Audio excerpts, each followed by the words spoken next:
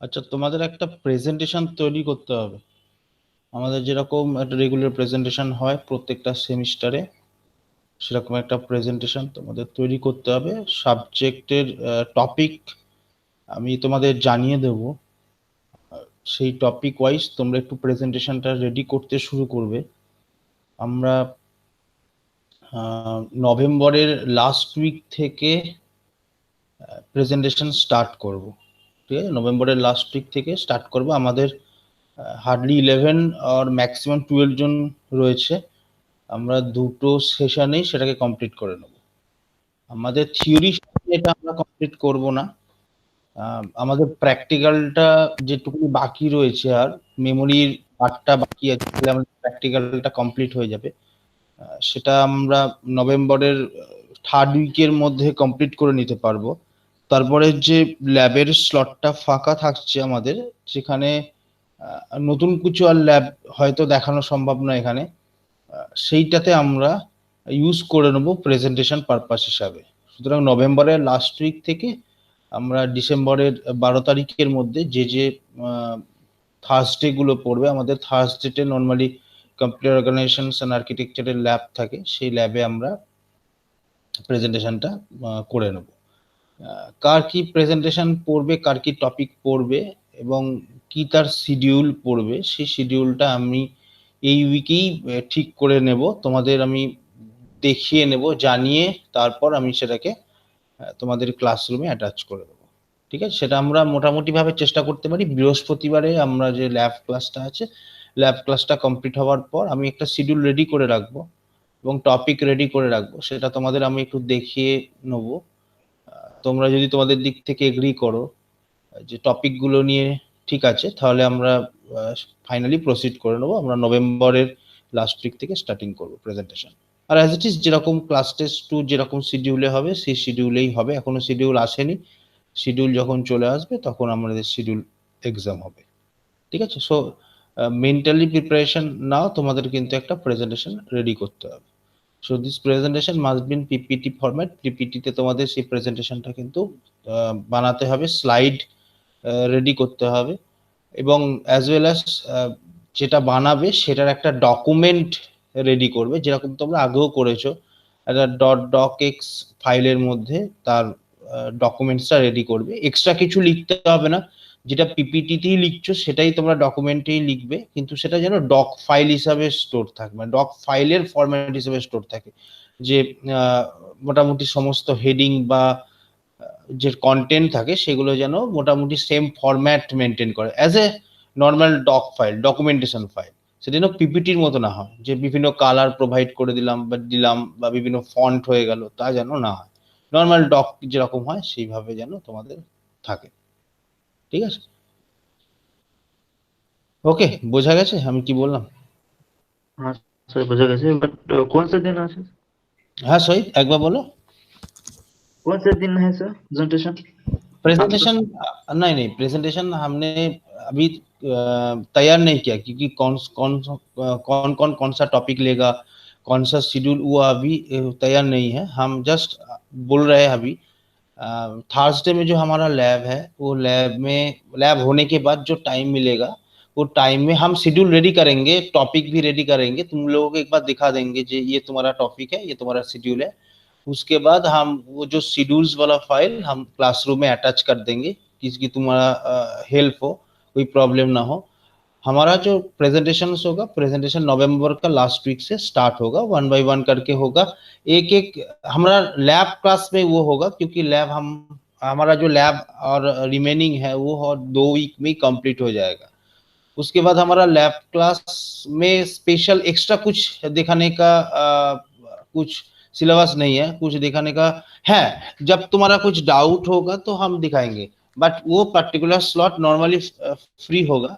So free है तो वो स्लॉट में हम प्रेजेंटेशन ले लेंगे। थ्योरी में, क्योंकि थ्योरी में थोड़ा पार्ट अभी बाकी है, थ्योरी में हम वो प्रेजेंटेशन लेंगे तो थ्योरी पार्ट कंप्लीट नहीं होगा, इसलिए हम लैब में वो वाला पार्ट करेंगे। अच्छा सर। ठीक है, इस सेम का एग्जाम मतलब कब है सर? सेम का एग्जाम, तुम्हारा फाइनल सेम का एग्जाम दिसंबर का लास्ट वीक, दैट मीन्स अच्छा आप एज्यूम कर ले तो 20 आफ्टर 20 स्टार्ट हो जाएगा। पहले लैब हो एग्जाम होगा, उसके बाद थ्योरी। ठीक है, क्योंकि 12 वही तो दिसंबर। सर, हाँ बोलो। वही सर जो वही प्रीवियस सेमेस्टर में हुआ था, फोन कॉल करके वही पूछना ऐसा। आप अभी कुछ नहीं बोला है लैब के बारे में। हाँ वो सर। हो सकता है, नहीं फोन कॉल अभी नहीं होगा, हो सकता है तुमको कुछ करना होगा अभी, क्योंकि हाँ एक सर। गूगल फॉर्म भी हो सकता है। जब तुम असाइनमेंट दिए थे गूगल फॉर्म के हिसाब से तुम्हारे पास क्वेश्चन आएगा, लैब क्वेश्चन, तुमको हाँ सॉल्व सर। करने के बाद उसका स्नैपशॉट और जो भी हो वो इंस्ट्रक्शंस आएगा, वो तुमको अटैच करना पड़ेगा। ठीक है, अच्छा तो सर। पहले वाला जो पार्ट था उस तरीके की नहीं भी हो सकता है। ठीक है, थोड़ा अलग हाँ भी हो सर। सकता है, बट जो भी होगा वो इंस्ट्रक्शंस तुम्हारे पास भी आएगा, हमारे पास भी आएगा, उसी हिसाब से एग्जाम होगा। ठीक है, हाँ sir. Okay clear. So mental preparation रखो, तुमको प्रेजेंटेशन देना है, प्रेजेंटेशन तैयार करना है, स्लाइड बनाना है। ठीक है, सर हाँ मनीष बोलो। सर ऑन कैमरा होगा क्या? हाँ ऑन कैमरा होगा sir presentation? Presentation. Okay presentation, okay ठीक है। ऑन कैमरा मतलब तुम्हारा तो स्लाइड तो शेयर करना होगा ना, स्लाइड का नहीं प्रेजेंटेशन नहीं जरूरी है। सर। तो तुम्हारा हमारे जो फेस का? तुम्हारा फेस का थोड़ा 2-3 मिनट ऑन कर लाना, क्योंकि रिकॉर्डिंग होगा तो वो 2-3 मिनट में जो ऑन रहेगा उसे तुम्हारा फेस डिटेक्ट हो जाएगा।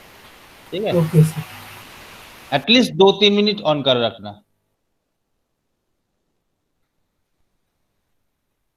क्योंकि है नेटवर्क एक इशू है, डेटा एक इशू है। सो एटलीस्ट 2-3 मिनट ऑन कर रखना। Okay sir. और कोई चाहे तो पूरा टाइम ऑन रख सकते, बट एटलीस्ट 2-3 मिनट ऑन रखना। ठीक है, सो ओके हम लोगों ने अब तक जो पार्ट किया है वो प्राइमरी मेमोरी का सेक्शंस हमने कवर कर लिया। ठीक है, प्राइमरी मेमोरी का सेक्शंस कवर कर लिया, वहां पे कुछ डाउट है तो बोलो। ठीक है, कुछ डाउट नहीं है, ओके। सो हम आज जो जो पार्ट रिमेनिंग है वो स्टार्ट करेंगे, बट मेमोरी जो ऑर्गेनाइजेशन वाला पार्ट है वो थोड़ा ज्यादा लंबा है, इसीलिए हमने ये यूनिट को पहले कवर करने के लिए सोचा है। यहाँ पे जो जो पार्ट अभी रिमेनिंग है वो है secondary device, associative memory, cache memory and virtual memory. उसमें जो इंपॉर्टेंट चीज रहेगा वो आप associative memory, cache memory and virtual memory. ये तीनों पार्ट इंटरेस्टिंग है। ये तीनों पार्ट में थोड़ा कैलकुलेटिव क्वेश्चंस आ सकता है हमारे पास। जो ऑक्सिलरी मेमोरी है, सेकेंडरी मेमोरी है, वहां पे हमको जस्ट इंफॉर्मेशन लेना है, वहां पे कुछ लॉजिक इस तरीके से नहीं है। अ, वो जो पार्ट सेकेंडरी डिवाइस का वो तुमने तुम्हारा हार्डवेयर वाला सेक्शन में ऑलरेडी कवर किए हो, हम उसका जस्ट पार्ट एक बार ब्रश अप कर लेते। बट हमारा जो मेन फोकस रहेगा प्राइमरी मेमोरी के छोड़ के वो होगा एसोसिएटिव मेमोरी। उसमें कैसे कैलकुलेशंस रहते हैं, वो क्या होता है, और जो कैचे मेमोरी होता है, कैचे मेमोरी में कैसे डेटा ट्रांसफर होता है, डेटा कैसे हीट होता है, कैसे मिस होता है, डिफरेंट जो कैलकुलेशंस मैथमेटिकल प्रॉब्लम्स जो वहाँ पे रहता है, वो क्या क्या हो सकता है वो हम देखेंगे। और जो वर्चुअल मेमोरी रहेगा, वर्चुअल मेमोरी में भी देखेंगे कैसे होते हैं। बस टोटल जो मेमोरी वाला पार्ट आप तो आज क्लियर कंप्लीट नहीं होगा, उसके लिए और भी 2 क्लास चाहिए। वो 2 क्लास में हम जो मेमोरी वाला पोर्शन है वो हम कवर कर लेंगे, क्योंकि मेमोरी वाला पोर्शन वेरी वेरी इंपॉर्टेंट है। ठीक है, सो हम स्टार्ट करने वाले हैं हमारा जो ऑक्सिलरी मेमोरी का पार्ट है, ये पार्ट हम स्टार्ट करने वाले हैं। पहले ही बोला है ये पर्टिकुलर पार्ट थोड़ा इंफॉर्मेटिव है, इंफॉर्मेटिव पार्ट को जस्ट देखना चाहिए, सोचना चाहिए कैसे होता है। बट इसमें कुछ मैथमेटिकल प्रॉब्लम व कोई कॉम्प्लिकेशंस यहाँ पे ये पर्टिकुलर पोर्शंस में नहीं है। So auxiliary memory actually secondary storage device में जो चीज रहते हैं उसको हम ऑक्सिलरी मेमोरी और सेकेंडरी स्टोरेज बोलते हैं। वहाँ पे हम जब क्लासीफाई करेंगे सेकेंडरी और ऑक्सिलरी मेमोरी को, हम जानते हैं उसको हम नॉर्मली 2 पार्ट में डिवाइड करते हैं depending on the storage technique और जो मटेरियल्स वहाँ पे यूज होता है उसके हिसाब से यहाँ पे magnetic storage and optical storage ये दोनों पार्ट यूज होता है। ये जो मैग्नेटिक स्टोरेज होता है उसको भी हमने दो पार्ट में डिवाइड किया है, tape, magnetic tape, magnetic disk, और जो ऑप्टिकल स्टोरेज होता है वहाँ पे हमने कॉम्पैक्ट डिस्क और डिजिटल वीडियो डिवाइस और डीवीडी के हिसाब से बोल देते। ओके मनीष, कुछ बोलना चाहते हो? स्क्रीन नहीं है, ओ स्क्रीन, स्क्रीन का presentation. Okay okay okay, screen share नहीं हुआ। Yes yes.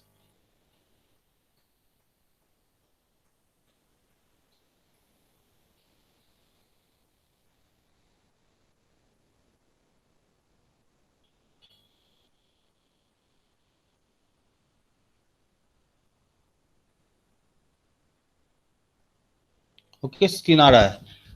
सो पहला जो पार्ट था मैग्नेटिक स्टोरेज, हमने मैग्नेटिक स्टोरेज के बारे में थोड़ा जाने थे, वो इंफॉर्मेशन से हम यहाँ पे दिखा रहा है।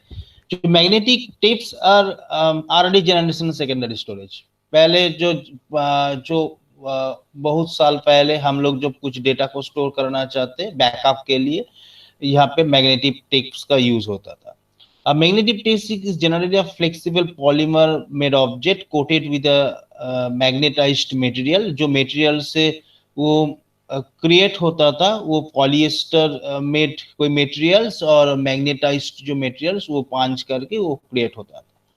It look similar to a conventional tape recorder type. हम लोग जो कन्वेंशनल टेप रिकॉर्डर यूज करते थे पहले, बहुत साल पहले, वो एक्चुअली वो सिमिलर टाइप्स होते हैं मैग्नेटिक टेप्स में। एक ही डिफरेंस होता है क्योंकि मैग्नेटिक टेप्स में हम जो डेटा स्टोर करते हैं वो डिजिटल फॉर्मेट में स्टोर करते, डिजिटल इंफॉर्मेशन स्टोर करते। बट जो कन्वेंशनल टेप था, रिकॉर्डर था, कन्वेंशनल टेप रिकॉर्डर्स में वहां पे हमने एनालॉग टाइप में इंफॉर्मेशन स्टोर कर पाते।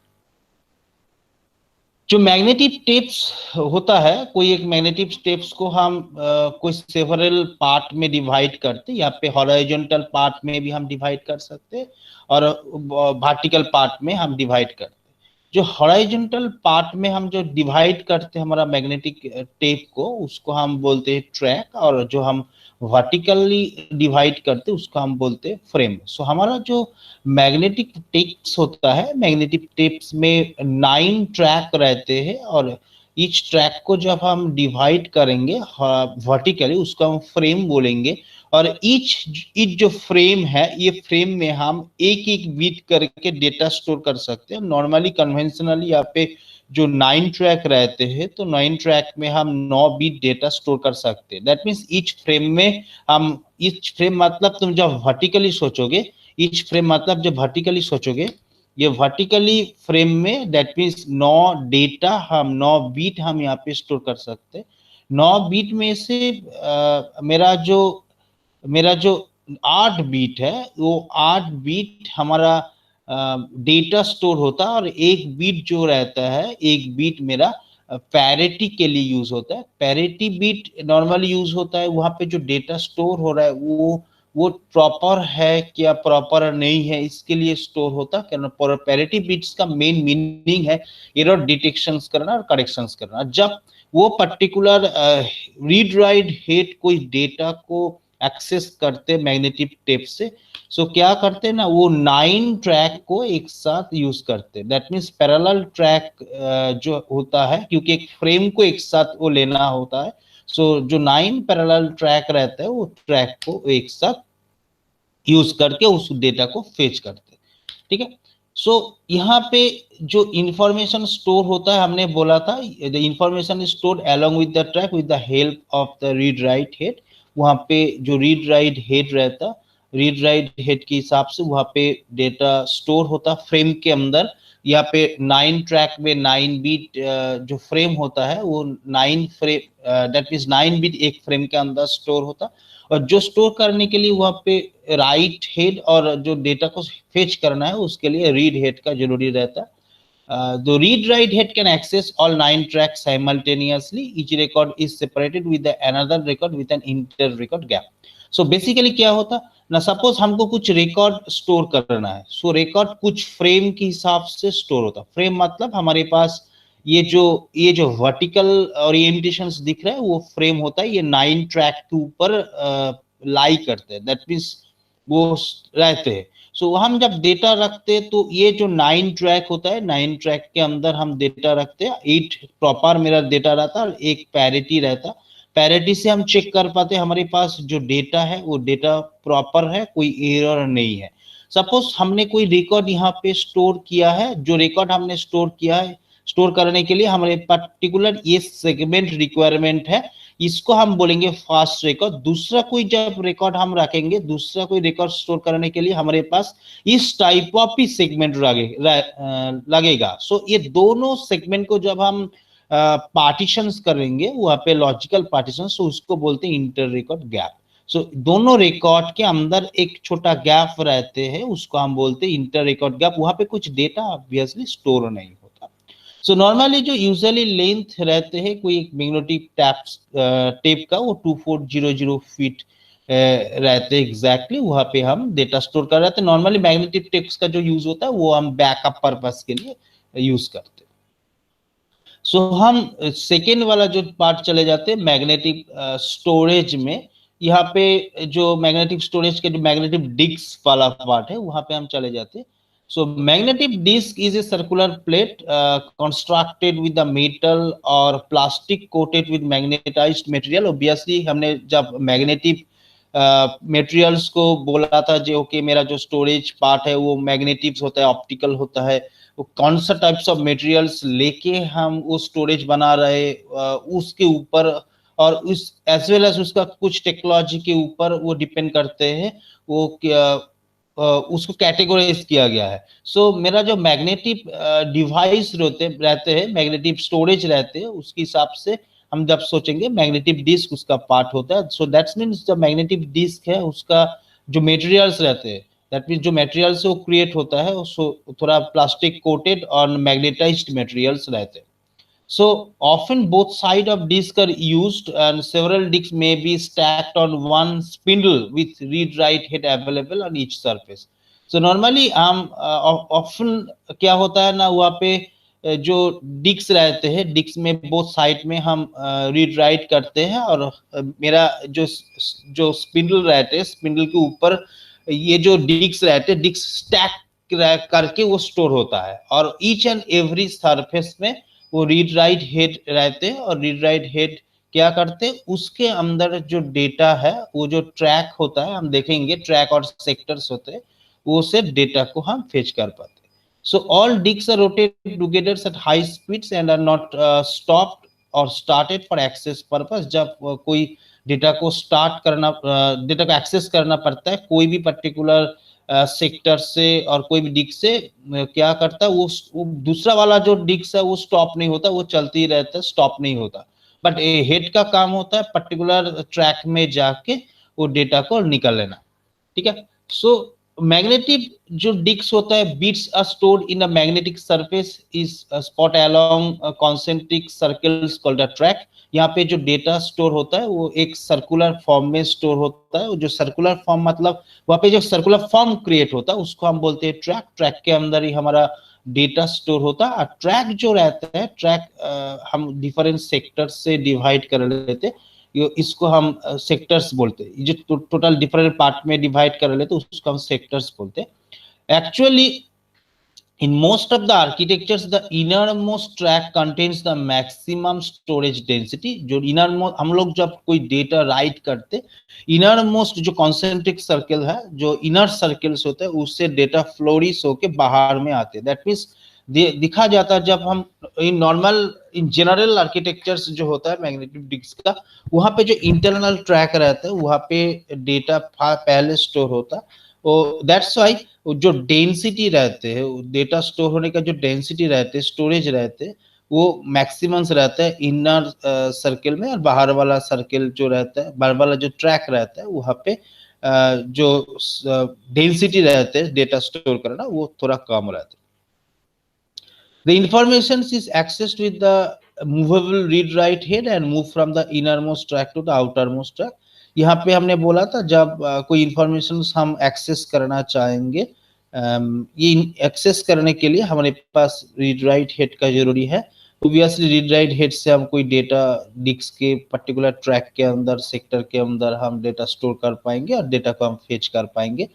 और वो क्या होता है ना, वो रीड राइट जो हेड रहता है वो मूव करते डिपेंडिंग ऑन द इंस्ट्रक्शंस, कहाँ पे हम डेटा स्टोर करेंगे और कहाँ से हम डेटा एक्सेस करेंगे, वो उस पर्टिकुलर लोकेशंस में जाके उस डेटा को स्टोर करते और फेच करते।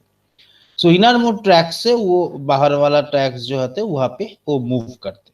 सो जब हम ये पर्टिकुलर जब हम स्टोरेज डिवाइस के बारे में बोल रहे हैं, सो हमको ये चीज देखना पड़ेगा कि हम ये जो काम होता है उस काम के लिए जो डिफरेंट टर्मिनोलॉजीज का रिक्वायरमेंट है, वो टर्मिनोलॉजीज क्या क्या है, ठीक है, वो ये मेन पार्ट है। सो पहला वाला जो पार्ट था ये तुम लोग जानते हो क्योंकि ये तुमने ऑलरेडी कवर किया, ये जस्ट हमने एक बार ब्रश अप के लिए यूज किया। बट नॉर्मली जो पार्ट रहते हैं हमारा जो टर्मिनोलॉजीज, जो कंप्यूटर ऑर्गेनाइजेशन आर्किटेक्चर्स में जो मेन पार्ट को फोकस किया जाता है, सो हमारा जो डिफरेंट टाइम्स होता है, डिफरेंट जो ऑर्गेनाइजेशन होता है, कैसे काम होता है, सो हमारे पास क्या क्या है, कौन सा चीज से वो क्रिएट हो रहा है, इसको क्या बोलते, ये एक्चुअली तुम्हारा हार्डवेयर सेक्शंस का पार्ट है। बट जब ऑर्गेनाइजेशंस करेंगे इसका रिक्वायरमेंट क्यों है, उसको एक्सेस करेंगे तो उसको क्या बोलता है, वो कैसे एक्सेस होता है, डिफरेंट जो मैथमेटिकल प्रॉब्लम ये क्या होता है, हम डिफरेंट टाइम से जब सोचेंगे, सो डिफरेंट एक्सेस टाइम होता है तो टोटल एक्सेस टाइम क्या लगता है, उसका कोई डिले तो नहीं हो रहा है। सो ये मेजरमेंट के लिए हम लोग कंप्यूटर ऑर्गेनाइजेशन आर्किटेक्चर्स पढ़ते हैं। सो इसीलिए हम लोगों ने दोनों जो सब्जेक्ट्स है, दोनों जो पेपर है उसको सेग्रीगेट किया है। एक पार्ट है तुम्हारा कंप्यूटर हार्डवेयर, जो कोर हार्डवेयर तुमने पढ़ा था, एक पर्टिकुलर डिवाइस का क्या क्या चीज रहते, वहां पे क्या स्टोर होता है, उसका मटेरियल्स क्या, ये तुमने देखा था। बट अब हम देखेंगे कंप्यूटर ऑर्गेनाइजेशन आर्किटेक्चर्स में वो इंटरनल सर्किटरी क्या होता है, वहां पे डेटा कैसे एक्सेस होता है, उसका डिफरेंट टर्मिनोलॉजीज क्या होता है। दैट मीन्स वो हार्डवेयर के साथ जुड़ा हुआ जो डिफरेंट टेक्नोलॉजीज, उसके बारे में हम देखेंगे। सो ये मेरा मेन फोकस है यहाँ पे। सो सेकेंडरी स्टोरेज में हम डिफरेंट टर्मिनोलॉजीज के बारे में यहाँ पे डिस्कस करेंगे। सो पहला वाला जो टर्मिनोलॉजीज है वो है डिस्क एक्सेस टाइम। सो ये जो डिस्क एक्सेस टाइम ये क्या होता है पहले जानना पड़ेगा। जो disk access time is defined as the total time required by the computer to process a read write request and then retrieve the request data from the disk storage। so इसका meaning क्या है, suppose हम कोई disc को access करना चाहते हैं, क्यों, वहां पे हम कुछ डेटा राइट करना चाहते हैं और कुछ ट्रैक और सेक्टर से डिस्क को रीड करना चाहते हैं। सब तुमको मेजर करना होगा डिस्क एक्सेस टाइम कितना लग रहा है। सो पहले जानना होगा डिस्क एक्सेस टाइम मतलब क्या है। डिस्क एक्सेस टाइम मतलब जब कंप्यूटर रीड राइट के लिए रिक्वेस्ट जनरेट करते, सो रिक्वेस्ट कब सॉल्व हो रहा है, सो सॉल्व होने में कितना टाइम लग रहा है, और वो सॉल्व होने के बाद that means read write request मिलने के बाद जो डेटा प्रॉपर सेक्टर्स को आइडेंटिफाई कर रहे हैं, प्रॉपर ट्रैक को आइडेंटिफाई कर रहे हैं, वो पर्टिकुलर ट्रैक से डेटा को एक्सेस कर रहा है। सो ये दोनों को करते कितना टाइम लगते हैं, सो यही होता है disk access time. So obviously जो हम बोलेंगे, सो डिस्क एक्सेस टाइम को हम नॉर्मली दो पार्ट में डिवाइड कर लेते, एक होता है एक्सेस टाइम और एक होता है data transfer. So obviously disk access time is the summation of the access time and data transfer time। So हमको जानना होगा access time क्या होता है और डेटा ट्रांसफर टाइम भी क्या होता है, तभी हम ये दोनों टाइम को जब ऐड करेंगे हमारा जो रिजल्ट होगा तब डिस्क एक्सेस टाइम होगा। दैट मीन्स हम जब कोई डिस्क को एक्सेस करने वाले, डिस्क को एक्सेस करना मतलब हमारा जो डेटा है, डेटा को स्टोर करना और डेटा को पाना, फेच करना। ये कोई डेटा को स्टोर करना, बाहर वाला डेटा को कीबोर्ड से और कोई भी एक्सटर्नल जो डिवाइस है इनपुट आउटपुट डिवाइस है, वहां से कुछ डेटा को स्टोर करना और वहां से डिस्क से डेटा को फेच करके अगेन कोई आउटपुट डिवाइस में ले आना, ये टोटल करने के लिए जो टाइम होता है उसको हम बोलते हैं डेटा एक्सेस टाइम। सो ये टाइम जो स्लॉट है, ये टाइम स्लॉट को हम थोड़ा थोड़ा डिफरेंट डिफरेंट मॉड्यूल के हिसाब से डिवाइड किया है। क्या नॉर्मली दोनों मॉड्यूल्स के हिसाब से डिवाइड किया है। जब हम कोई डेटा को फेच करना चाहते, पहले हमको रीड राइट रिक्वेस्ट लाना पड़ता है, आइदर रीड रिक्वेस्ट और राइट रिक्वेस्ट। सो कब ये रीड राइट रिक्वेस्ट सॉल्व हो रहा है, कब वो रीड राइट हेड वो पर्टिकुलर पोजीशंस को एक्सेस कर पाएंगे, उसको हम बोलेंगे एक्सेस टाइम। जब वो हेड तुम्हारा जो read write head proper sector और प्रॉपर सेक्टर्स में वो पहुंच गया, तब वो सेक्टर्स में डेटा को रखेंगे और डेटा को फेच करेंगे। वो फेच करने में और ये एक्सेस करने में कितना टाइम लग रहा है, उसको हम बोलेंगे डेटा ट्रांसफर टाइम। सो यही पर्टिकुलर पार्ट हमने यहाँ पे बोला है। सो देखो यहाँ पे एक्सेस टाइम जो बोल लेते हैं हम, देखो यहाँ पे access time is defined as the setup time before the actual data transfer take place. That means ये समझना, एक्सेस टाइम में डेटा कुछ ट्रांसफर नहीं हो रहा है। डेटा ट्रांसफर होने के पहले हम जो सेटअप कर रहे हैं हमारा जो हेड को, वो हेड को पर्टिकुलर लोकेशंस में सेटअप करने के लिए जो टाइम मिल रहा है उसको हम बोलेंगे एक्सेस टाइम। सो हमने एग्जाम्पल में भी एक बोला है, देखो एग्जाम्पल देखो, इजी एग्जाम्पल है। सपोज हम मेरा जो रीड राइट हेड है, द रीड राइट हेड और द ट्रैक 1, सपोज मेरा ट्रैक 1 में रीड राइट हेड है, but we need to read data from the another track और अनदर सेगमेंट। हम कोई हमारा जो डेटा है, डेटा को हम दूसरा कोई ट्रैक से रीड करना चाहते, ट्रैक 1 से रीड नहीं करना चाहते। सो thus the read write head will move the data block locations before the actual transfer can take place. So suppose हमारे पास, सपोज हम ट्रैक 3 से कुछ डेटा को एक्सेस करना चाहते। सो ट्रैक 1 में हमारा डेटा है, हमारा हेड जो है रीड राइट हेड है हमारा ट्रैक 1 में है, और हमारा जो डेटा है सपोज ट्रैक 3 में है, ट्रैक 3 से हम कुछ डेटा को एक्सेस करना चाहते, फेच करना चाहते। सो पहले क्या करना पड़ेगा, जब रीड राइट रिक्वेस्ट आएगा तब पहले वो जो हेड है, रीड राइट हेड है, वो ट्रैक 1 से ट्रैक 3 में मूव करना पड़ेगा। सो ट्रैक 1 से ट्रैक 3 में जब हम मूव कर रहे हैं तब क्या हो रहा है, तब कुछ डेटा ट्रांसफर नहीं हो रहा है। सो ट्रांसफर का पहले वो काम कर रहा है, दैट मीन्स द डिले, जो डिले हो रहा है, दैट मीन्स ट्रैक 1 से ट्रैक 3 आने में जितना टाइम लग रहा है, जितना डिले हो रहा है, उसको हम बोलेंगे access time. So that means हम जो पोजीशन से हमारा डेटा को एक्सेस करना चाहते हैं, वो लोकेशंस में मेरा रीड राइट हेड को पुट करना, मूव करना, कोई पहला वाला लोकेशन से वो जितना टाइम लगते, जितना डिले होता है टाइम में यहाँ पे जाने के, वो पर्टिकुलर टाइम को हम बोलते हैं एक्सेस टाइम। सो ये जो एक्सेस टाइम होता है, ये कैसे कैलकुलेशंस होता है, इसको कैलकुलेशंस करने में समेशंस ऑफ सीक टाइम और रोटेशनल लैटेंसी का जरूरी है।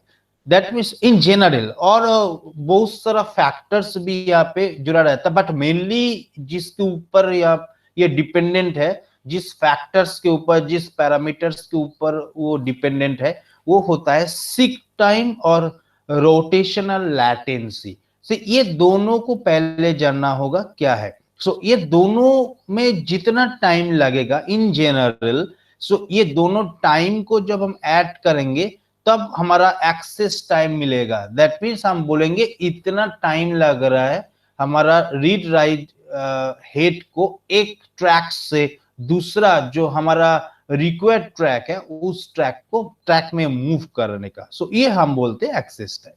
सो हम चले जाते हैं हमारा जो पोर्शंस है, उसके बाद जो सीक टाइम और रोटेशनल जो लैटेंसी है वो दोनों के बारे में हम थोड़ा देखेंगे। सो मेरा सीक टाइम क्या होता है? It is the time sir required. Hello sir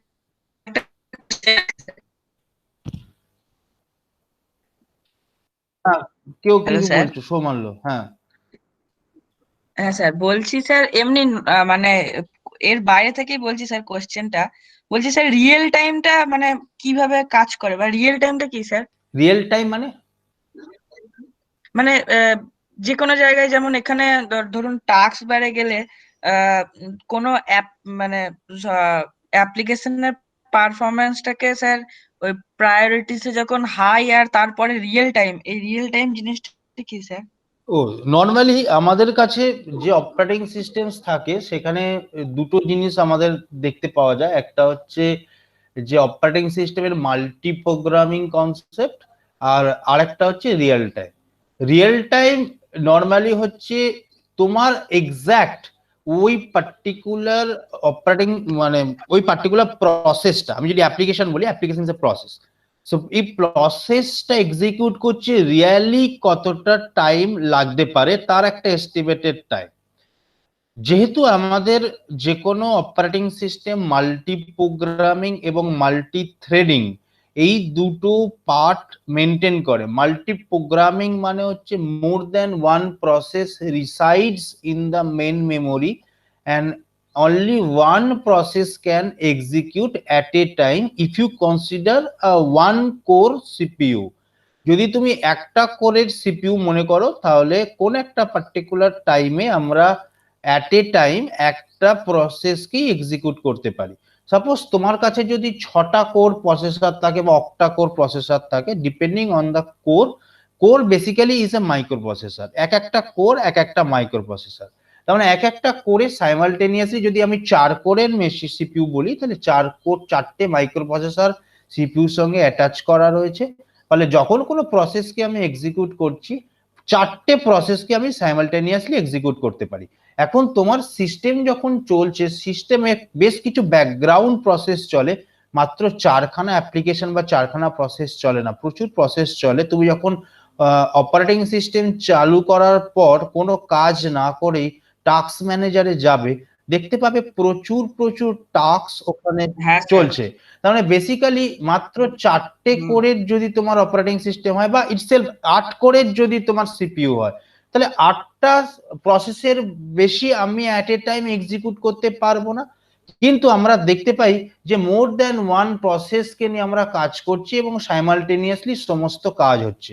basically in that case, in the multi programming environment, the context switching happened. So each and every process must be scheduled by the scheduler, and this scheduling technique must be depending on the different way. So the priority is one of the way for scheduling and particular process. So priority মানে এরকম কি রকম হতে পারে না, আমরা দুরকম ভাবে দেখতে পারি। একটাকে আমরা বলে থাকি কার্নেল প্রসেস আর একটাকে আমরা বলে থাকি user process. The kernel process is basically connected with the kernel. That means যে সিস্টেমটাকে চালাতে গেলে যে যে প্রসেসগুলো রিকোয়ারমেন্ট আছে সেগুলোকে আমরা বলে থাকি কার্নেল প্রসেস। এবং অবভিয়াসলি যেগুলো অ্যাপ্লিকেশন, যেগুলো ইউজার চালাচ্ছে সেই যে অ্যাপ্লিকেশনস গুলোকে আমরা বলে থাকি user process. So if you just compare this kernel process and user process, the kernel process is very much required to handle your operating systems. So whatever the interrupt, whatever the instructions are come outside from your computer systems or inside the computer systems, all are deal by the kernel process. So obviously the priority of the kernel process is high compared to the user process. So এইবার ধরে নাও একটা process আছে, সেই প্রসেসটা execute করতে আমি ধরে নিচ্ছি যে 1 সেকেন্ড সময় লাগবে, ধরে নিচ্ছি 1 সেকেন্ড সময় লাগবে। তাহলে যদি এখন আমার একটা এরকম যদি একটা সিস্টেম থাকতো যে কোন একটা পার্টিকুলার প্রসেসকে যখন আমি রান করাচ্ছি 1 সেকেন্ড এক্সিকিউট করার পর তারপরে বাকি প্রসেসগুলো চলবে, তার মানে অবভিয়াসলি বাকি অ্যাপ্লিকেশনস গুলো পজ হয়ে চলে যাবে, স্টপ হয়ে যাবে, ওয়েটিং এ চলে আসবে। তাহলে আমরা দেখতে পারবো কেবলমাত্র একটা প্রসেসই চলছে, বাকি অ্যাপ্লিকেশনস গুলো বন্ধ হয়ে গেছে। মানে তুমি যদি গান শুনতে শুনতে কোনো একটা ওয়ার্ড প্রসেসিং এর কাজ করো, ধরে নাও যে ওয়ার্ড প্রসেসিং করতে যদি আমার ধরে নিচ্ছি যে একটা ছোট্ট প্রসেসকে রান করতে যদি 1 সেকেন্ড সময় লাগে, তাহলে সেই 1 সেকেন্ডে তোমার গানটা বন্ধ হয়ে যাবে। তাহলে 1 সেকেন্ড পজ থাকবে গানটা, শুধু তুমি ওয়ার্ড প্রসেসিং করতে পারবে। আবার 1 সেকেন্ড বাদে তোমার কি হবে না, গানটা চলবে, আবার ওয়ার্ড প্রসেসিং বন্ধ হয়ে যাবে। কিন্তু সেটা হয় না। কেন হয় না? because we are actually sharing our CPU environment। আমরা যে CPU আছে সেই CPU environmentটাকে আমরা ইউজ করি, এবং we are sharing the CPU clock cycles। আমরা CPU ক্লক সাইকেলসটাকে এত প্রপার ম্যানারে শেয়ার করে থাকি যাতে প্রত্যেকটা quantum, that means time slice যে প্রসেসগুলো সিপিইউর মধ্যে এন্টার করে এবং কিছুটা কাজ করার পর আবার বেরিয়ে যায়, আবার অন্য একটা প্রসেস ওখানে এন্ট্রি করে, আবার সেটা কিছুটা কাজ করে বেরিয়ে যায়। কোন প্রসেসটা এন্ট্রি করবে, কোন প্রসেসটা বেরোবে, সেটা ডিপেন্ড করছে প্রায়োরিটি কিভাবে শিডিউলিং করা আছে, শিডিউলার কিভাবে শিডিউলিং করেছে এবং কিভাবে সেটাকে ডিসপ্যাচ করছে, এবং কতটা ফাস্ট কনটেক্সট সুইচিং হচ্ছে। যদি তোমার মেশিনের কনফিগারেশন খুব হাই হয়, তাহলে দেখা যায় এই সমস্ত মডিউলসগুলো খুব ফাস্ট কাজ করে, এবং তখন তুমি তোমার খালি চোখে বুঝতে পারবে না যে কোন প্রসেসটা চলছে, কোন প্রসেসটা স্টপ হয়ে আছে, বিকজ তোমার কাছে মনে হবে all the process are running simultaneously. কিন্তু কোন একটা পার্টিকুলার প্রসেস টোটালি চলতে যতটা সময় লাগে, অ্যাকচুয়াল যতটা সময় লাগে, সেটাকে আমরা বলে থাকি অ্যাকচুয়াল টাইম। কিন্তু অ্যাকচুয়াল টাইম তোমার যখন টাইম শেয়ারিং সিস্টেমে ভাগ হয়ে যায়, তখন সেটা চলতে কিন্তু তার থেকে বেশি সময় লাগে। মানে ধরে নাও যদি একটা প্রসেস, টোটাল প্রসেসটা চলতে আমার 4 সেকেন্ড সময় লাগে, এবং সেই 4 সেকেন্ডটাকে যখন আমি টাইম শেয়ারিং সিস্টেমে ফেলছি, যখন ছোট ছোট পার্ট মডিউল মানে এক্সিকিউট করছে, তখন এই 4 সেকেন্ডটাই আমার ডিলে হয়ে, ওয়েটিং হয়ে 8 সেকেন্ড হয়তো চলে যাচ্ছে। কিন্তু অ্যাকচুয়াল টাইম হয়তো 4 সেকেন্ড, কিন্তু যখন কমপ্লিট হচ্ছে তখন সেটা হয়তো 8 সেকেন্ডে চলে যাচ্ছে। এটার কারণ হচ্ছে মাল্টি প্রোগ্রামিং এবং মাল্টি থ্রেডিং অপারেটিং সিস্টেম বা এনভায়রনমেন্টে আমরা কাজ করছি, যাতে আমরা ম্যাক্সিমাম ইউটিলাইজেশন করতে পারি আমাদের সিপিইউ কে, এবং আমরা যেন মনে করতে পারি, অ্যাজ ইউজার যেন মনে করতে পারে যাতে সমস্ত প্রসেস এট এ টাইম চলছে। So it is the main technique. Okay. Okay. ঠিক আছে? So it is the total part of the primary memory, and it is the part of the process management as well as the thread management. এবং it's obviously is a part, one of the major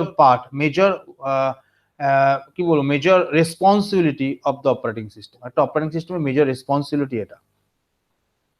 ঠিক আছে? Yes, sir. বুঝতে পেরেছি। Okay, अब हम चले जाते, ये जो पार्ट होता है सीक टाइम और रोटेशनल जो लैटेंसी होता है, ये सीक टाइम और रोटेशनल लैटेंसी में। सो ये क्या होता है सीक टाइम? हमने बोला सीक टाइम जो होता है क्या, it is time required by the read write head to move from current track to required track. That means हमारा जो रीड राइट हेड है उसको एक ट्रैक से दूसरा कुछ ट्रैक जो रिक्वायर्ड ट्रैक है, रिक्वायर्ड ट्रैक में मूव करने के लिए जो टाइम लगते, उसको हम बोलते सीक टाइम।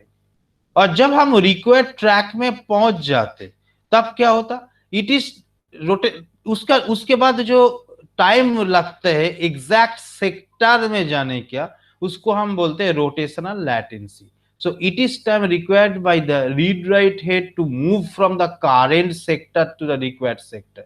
That means हमने जब ट्रैक में पहुंच गए, सो ट्रैक में एक सेक्टर में हम खड़े हैं, हमारा जो डेटा फेच करना है दूसरा कोई सेक्टर में फेच करना है।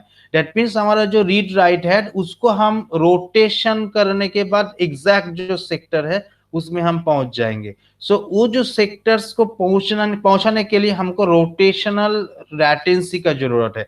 दैट मीन्स कितना टाइम लग रहा है हमारा वो पर्टिकुलर ट्रैक में जो हम सेक्टर में खड़े हैं, वो सेक्टर से दूसरा जो सेक्टर्स, मेरा जो रिक्वायर्ड सेक्टर्स है, वो सेक्टर्स में जाने के लिए जो टाइम लगते, उसको हम बोलते हैं रोटेशनल लैटेंसी। सो पहले जब हम कोई रीड राइट हेड को मूव कर रहा है, रीड राइट हेड को मेरा कोई एक पर्टिकुलर लोकेशन से मेरा रिक्वायर्ड लोकेशन में जब मूव कर रहा है, हमारा दोनों काम हो रहा है।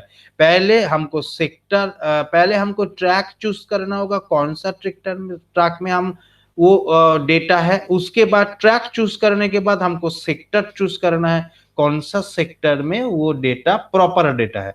दैट मीन्स ट्रैक में जाने के लिए एक टाइम लगता, ट्रैक वो एग्जैक्ट ट्रैक में पहुंचाने के बाद वो एग्जैक्ट सेक्टर में जाने के लिए कुछ टाइम लगते। सो ये दोनों टाइम को जब ऐड करेंगे तब हमारा जो मिल जाएगा वो होगा एक्सेस टाइम।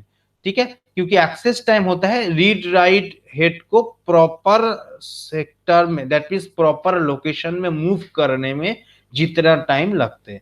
सो ये दोनों को जब हम ऐड करेंगे तब हमको मिल जाएगा access time. So obviously access time से हमारा डेटा ट्रांसफर नहीं हो रहा है। अब हमारा जो डेटा ट्रांसफर टाइम होने वाला है, डेटा ट्रांसफर टाइम मतलब हमारा जो रीड राइट हेड है, वो रीड राइट हेड मेरा प्रॉपर सेक्टर में चले आए, जो सेक्टर में हम डेटा को राइट करना चाहते हैं और जो सेक्टर से हम डेटा को रीड करना चाहते हैं। So data transfer time is defined as the time required to transfer data between the system and the disc.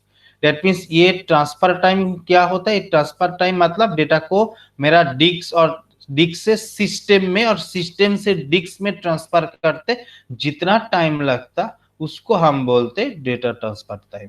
उसको भी हम दोनों पार्ट से डिवाइड करते, एक होता है इंटरनल ट्रांसफर रेट और दूसरा होता है एक्सटर्नल ट्रांसफर रेट। वो दोनों जो ट्रांसफर रेट होता वो रेट को हम जब समेशंस करेंगे तब मेरा डेटा ट्रांसफर टाइम मिलेगा। अब हमको देखना है इंटरनल ट्रांसफर रेट और जो एक्सटर्नल ट्रांसफर रेट वो क्या होता है। Internal transfer rate मतलब it is defined as the time required to move data between the disk surface and the disk hard disk cache. That means suppose हम कोई एक particular डेटा को hard disk को मूव करना चाहते हैं तो हमारे पास एक डिस्क कैचे रहते हैं, हार्ड डिस्क कैचे रहते हैं। क्या होता वो हार्ड डिस्क कैचे जो रहते हैं वो बाहर वाला जो सिस्टम्स है, इनपुट आउटपुट वाला जो सिस्टम्स है उसके साथ कम्युनिकेट करते हैं। और जो हमारा जो हार्ड डिस्क कैचे होता है वो हार्ड डिस्क कैचे हमारा मेरा जो मेन ओरिजिनल जो सेकेंडरी स्टोरेज है उसके साथ कम्युनिकेट करते।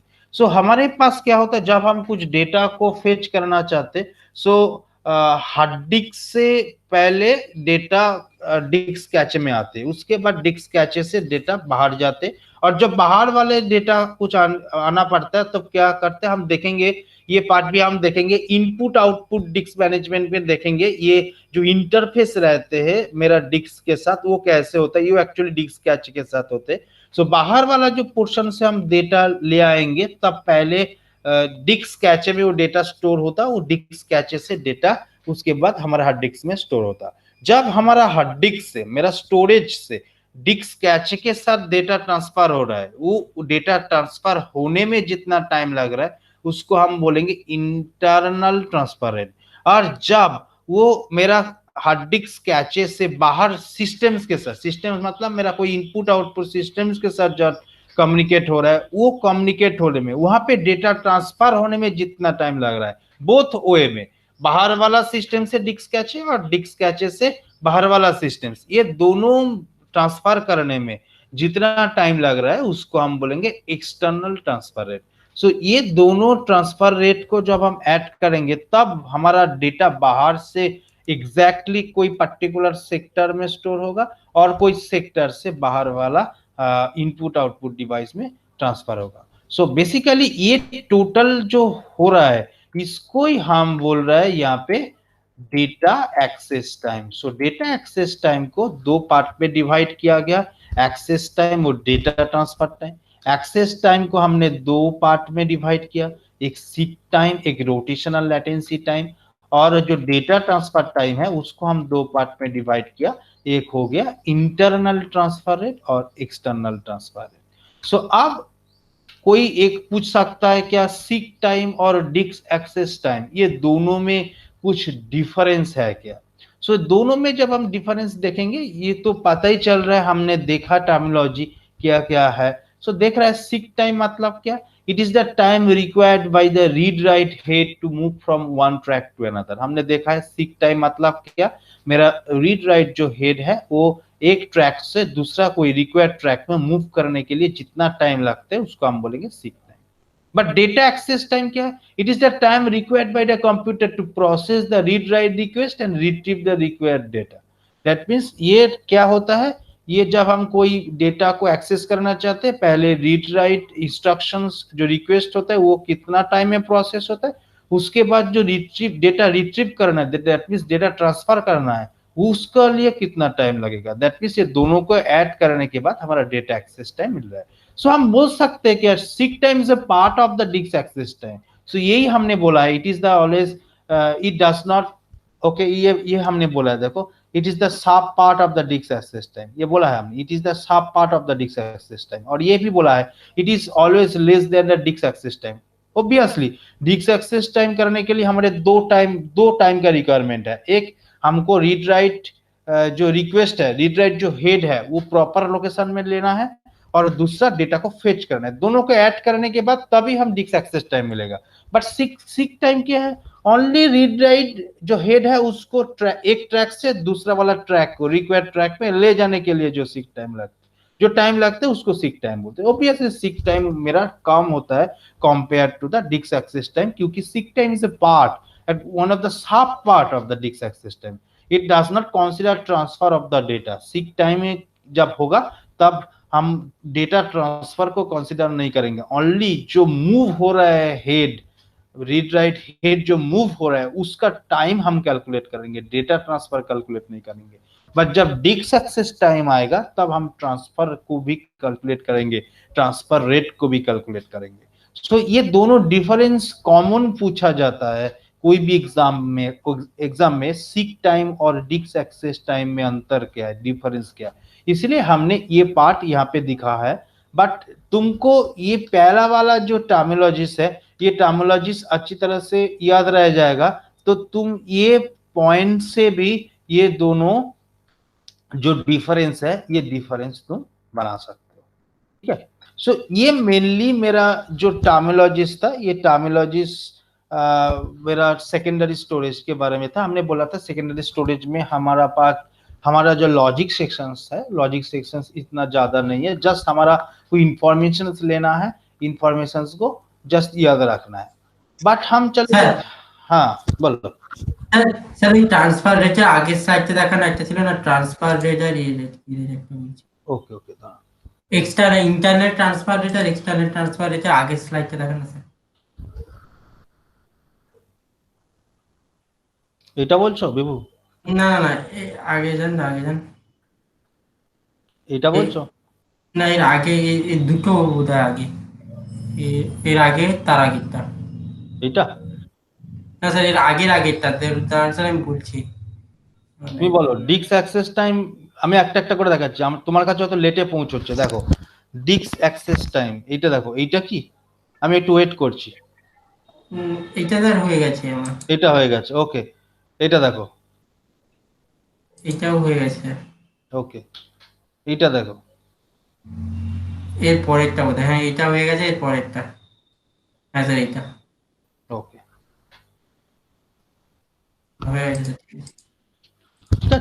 सो बेसिकली ये टर्मिनोलॉजीज तुमको आ सकता है, तुम्हारा ऑब्जेक्टिव में भी आ सकता है, तुम्हारा डिस्क्रिप्टिव में भी आ सकता है, ठीक है। सो ये पर्टिकुलर पोर्शंस को याद रखना। सो अब हम चले जाते हैं एसोसिएटिव मेमोरीज में।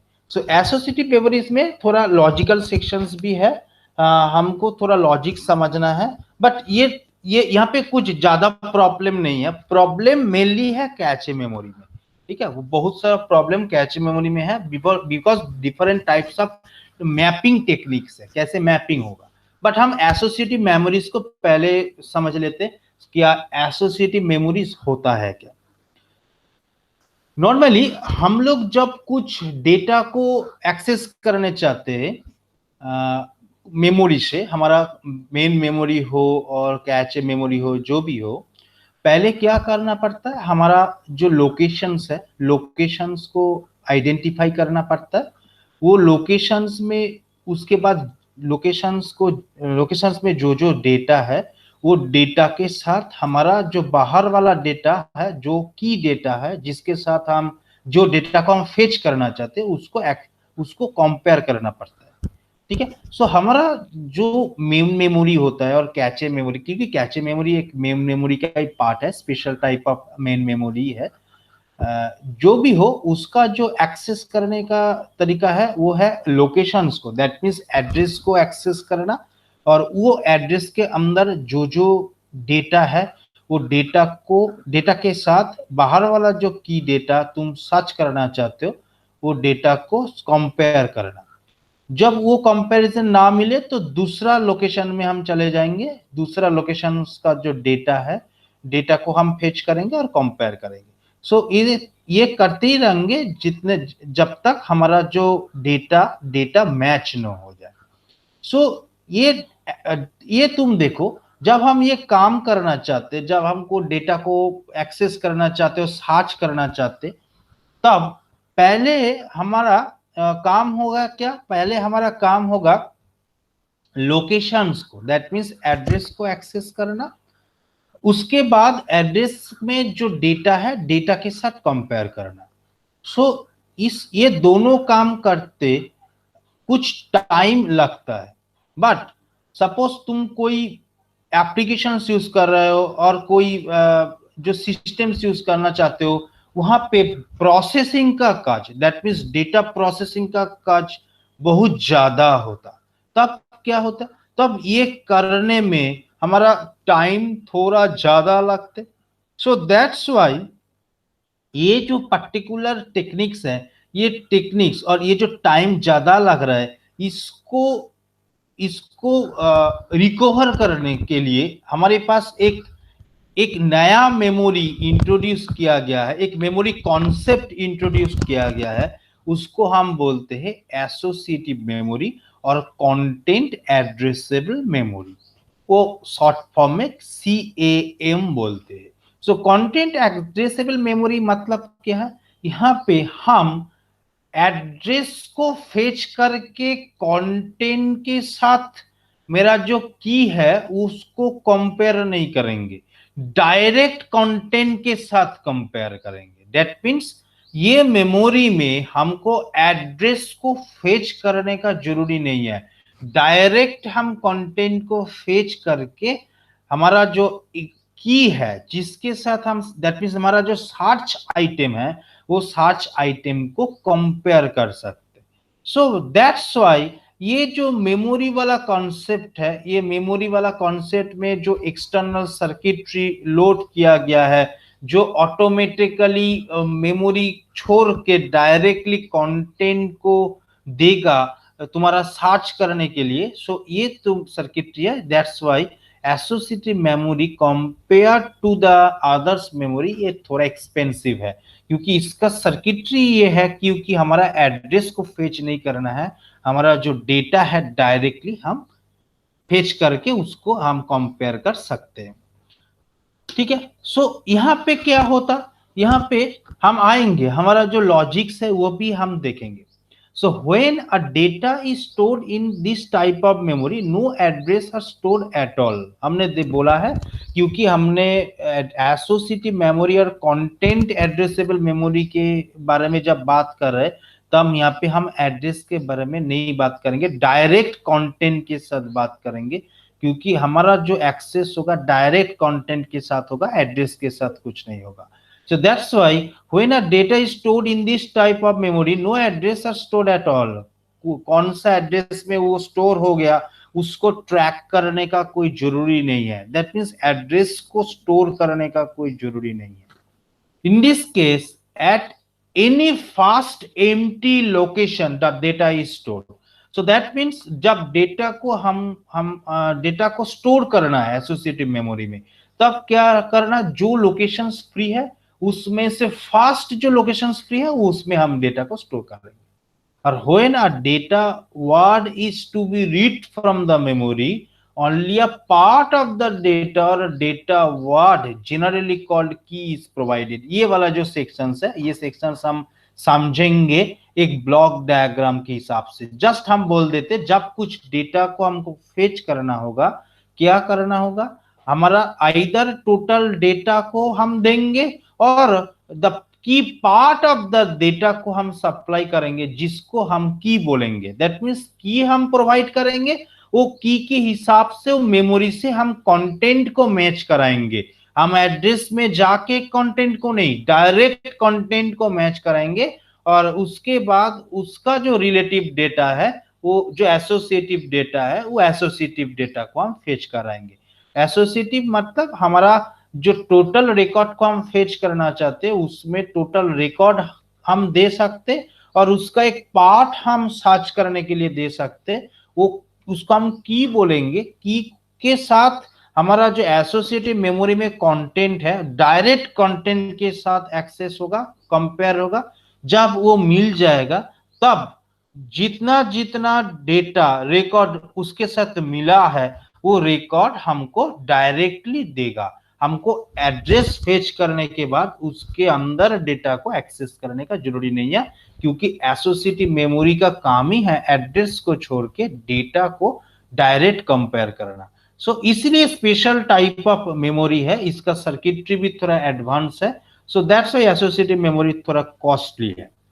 The advantage of using this type of memory is that it is suitable for parallel scheme due to its organizations। ये पार्ट भी हम देखेंगे, क्योंकि पैरेलली हम एक की से पैरेलली हम बहुत सारा की, दैट मींस बहुत सारा रिकॉर्ड को सर्च कर पाएंगे पैरेलली, क्योंकि पैरेलल जो मैकेनिज्म है, स्कीम है, वो स्कीम हमारा मेमोरी में ही अटैच्ड है। दैट मींस ये एक कैरेक्टरिस्टिक्स है एसोसिएटिव मेमोरी का। क्या है, जब हम कोई एक की को सर्च करेंगे, कि देखेंगे वो की वो एसोसिएटिव मेमोरी में है क्या, नहीं है क्या, है और नहीं है क्या, तो क्या हो सकता है, हम पैरेलली वो की के साथ सर्च करेंगे, हमारा रिजल्ट प्रोड्यूस्ड होगा, पैरेलली होगा। सो पैरेलली कैसे होगा, क्योंकि पैरेलली सर्च करने का जो स्कीम है वो मेमोरी में अटैच किया गया है। The searching procedure is fast enough since each cell has its own storage capability as well as own circuitry for matching।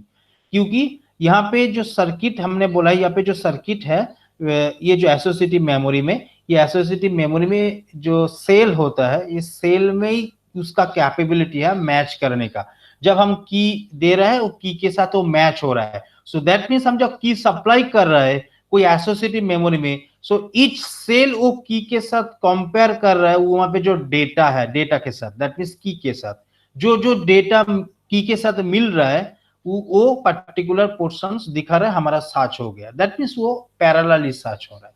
So that's why वो फास्ट हो रहा है, क्योंकि जो जो एप्लीकेशंस में जो बहुत सारा ज्यादा प्रोसेसिंग का जरूरी होता है, बहुत सारा प्रोसेसिंग का जरूरी होता है, वहां पे हम कैचे मेमोरी का यूज कर सकते हैं।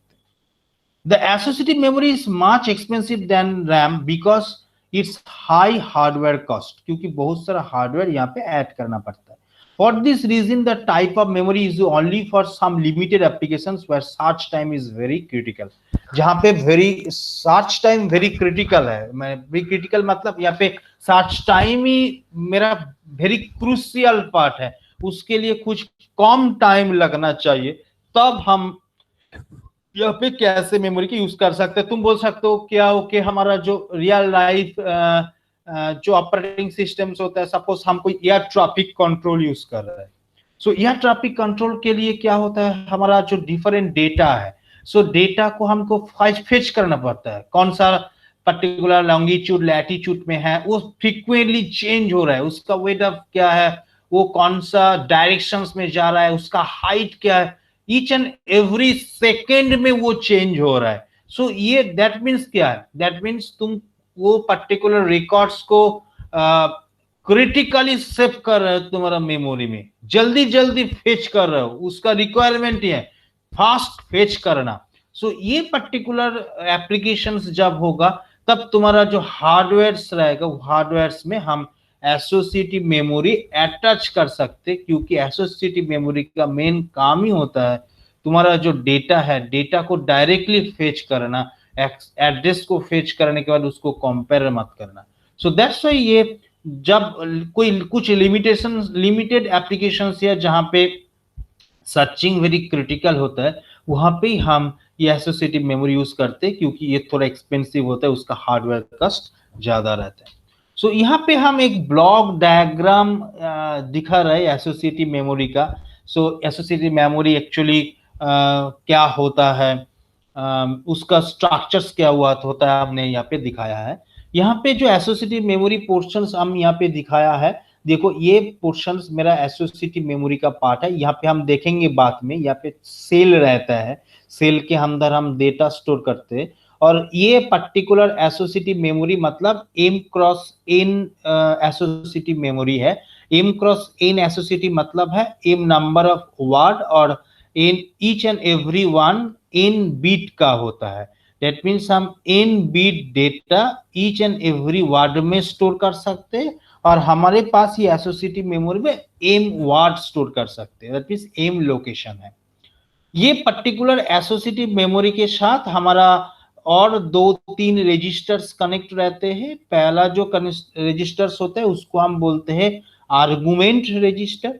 आर्गुमेंट रजिस्टर्स मतलब यहाँ पे जो रिकॉर्ड को हम फेच करना चाहते, जो रिकॉर्ड को सर्च करना चाहते, वो रिकॉर्ड का वैल्यू। दूसरा पार्ट होता है की रजिस्टर। की रजिस्टर्स मतलब ये जो आर्गुमेंट रजिस्टर्स है, वो आर्गुमेंट रजिस्टर्स का कितना पार्ट, मेन पार्ट और सब पार्ट लेके हमको सर्च करना है। दैट मीन्स वो एक्चुअल की क्या है, जो की लेके हम सर्च करने वाले। सपोज हमारे पास एक रिकॉर्ड है, एम्प्लॉय रिकॉर्ड है, employee ID, employee name, employee department, address, phone number, email ID, बहुत सारा कुछ हमारे पास रिकॉर्ड है, एज्यूम करो। सो ये क्या होता है, एक एक मेमोरी वार्ड के अंदर ये रिकॉर्ड स्टोर हुआ है, रिकॉर्ड स्टोर है। सपोज हम कोई रिकॉर्ड स्टोर करना चाहते, रिकॉर्ड फेच करना चाहते हैं कोई एक पर्टिकुलर नेम देके। सो सपोज हम चाहते हैं कि ओके XYZ मेरा एक नेम है, वो नेम वो पर्टिकुलर XYZ नेम वहां पे एसोसिएटिव मेमोरी में स्टोर है क्या नहीं, इसको हम सर्च करना है। सो हमारे पास जब आर्गुमेंट रजिस्टर्स ए होगा, ए मतलब ये आर्गुमेंट रजिस्टर्स में मेरा टोटल रिकॉर्ड आएगा, मेरा टोटल रिकॉर्ड। दैट मीन्स वो उस वहां पे बोलेगा XYZ मेरा रिकॉर्ड है 1001, ये एम्प्लॉय आईडी है, ये CSC डिपार्टमेंट में बिलोंग करता है, इसका ये एड्रेस कोलकाता में ये रहता है, इसका टेलीफोन नंबर ये है, इसका ईमेल एड्रेस, ये टोटल रिकॉर्ड आर्गुमेंट रजिस्टर्स में आएगा। दैट मीन्स ये टोटल रिकॉर्ड को हमको फाइंड करना है। बट ये टोटल रिकॉर्ड में से हमारा की है, हमको सर्च करना है वो नाम है क्या नहीं। सपोज हमारा जो सर्च करने का की है, हम चाहते हैं कि हम उस हमारा ये नाम XYZ नेम वो एसोसिएटिव मेमोरी में है क्या। और तुम इस सोच ये भी सर्च कर सकते हो 1001 ये पर्टिकुलर जो आईडी है, ईमेल आईडी है, वो है क्या। दैट मीन्स कोई एक फील्ड रख के तुम सर्च करना चाहते हो, जो फील्ड लेके तुम सर्च करोगे उसको हम बोलते हैं key registers. That means key register. That means sub part of this total data और total arguments are filtered by the key register. तार माने कि आर्गुमेंट रजिस्टर्स में हमारा टोटल रिकॉर्ड, जो रिकॉर्ड है उसको सर्च करना चाहते हैं हम, वो रिकॉर्ड यहाँ पे है। ये रिकॉर्ड सर्च करना है, ये टोटल जो रिकॉर्ड है ये यहाँ पे नहीं है क्या नहीं है, और नहीं है क्या नहीं। तो इसको सर्च करने के लिए हमारा जो पार्ट है, हम बोल रहे हैं कि ये टोटल रिकॉर्ड में से हमको नाम सर्च करना है। दैट मीन्स ये टोटल रिकॉर्ड में ये जो की होता है, ये की नाम होता है। दैट मीन्स ये टोटल रिकॉर्ड में से की को फिल्टर कर लेते। दैट मीन्स की रजिस्टर्स ये टोटल रिकॉर्ड को फिल्टर करते। फिल्टर करने के बाद जो यहाँ पे नाम चले गए, ये नाम के साथ ये एसोसिएटिव मेमोरी का नाम क्या होगा ना, कंपेयर होगा। जो जो वर्ड वो नाम मिलेगा वो वर्ड यहाँ पे मैच में दिखाएगा 1, और जिसका जो जो वर्ड में वो मैच नहीं होगा वो ये मैच रजिस्टर्स में दिखाएगा 0। दैट्स वाई ये जो मैच रजिस्टर्स है ये 1 बीट करके n नंबर ऑफ वर्ड है। दैट मीन्स ये मैच रजिस्टर्स पे n नंबर ऑफ वर्ड है, क्योंकि m नंबर ऑफ वर्ड है, क्योंकि इसका जो लोकेशन है ये m नंबर ऑफ लोकेशन है। दैट मीन्स इसका जो लोकेशंस रहेगा, number of locations, number of word यहाँ पे m ही रहेगा, बट नंबर ऑफ बीट रहेगा 1।